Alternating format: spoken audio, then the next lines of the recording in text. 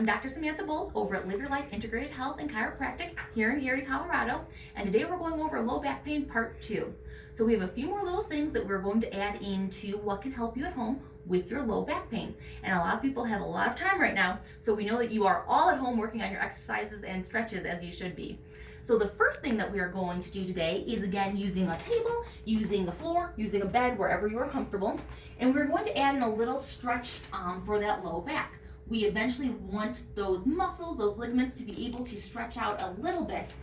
And so we are going to have one leg straight, one leg bent, and we are slowly going to take that bent leg and start stretching it over. This one, you do not have to worry about keeping your shoulder on the ground. That shoulder can come up because that's going to stretch more of the upper back if we keep the shoulder there. So we can come up and see if you can get that knee all the way over to the floor and get a nice stretch in here. You should feel about a 2 to 4 out of 10 stretch. So this isn't a very intense stretch, it's a very light stretch.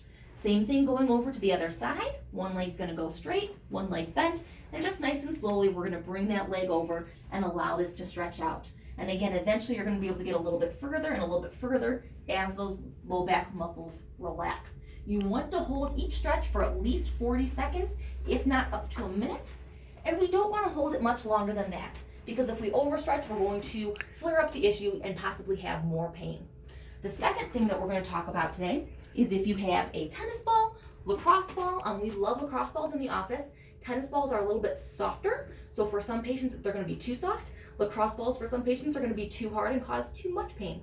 But this will also help relax and loosen up some of those low back muscles. So, laying on your back, you're going to take the ball and you are never going to put it on your spine. You are never going to put it underneath these hip bones here. You're just going to take that, put it on this space of soft tissue, so muscle, and you're just going to lay down on that ball. And you're just going to let all those muscles relax out.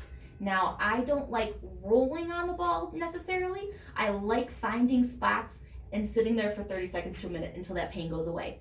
So even when I tell my patients, yes, we're going to roll this area out, really we're finding those little trigger points in there, sitting, holding for 20, 30 seconds, moving slow up just a little bit, finding that new spot. And you can take it from one side, place it on the other side, same thing, letting that ball sink into the low back, putting it in a few different spots as you go up.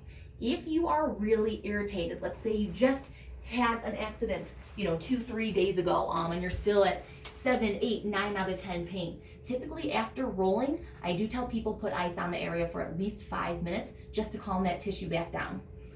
So this has been low back pain part 2. Take care.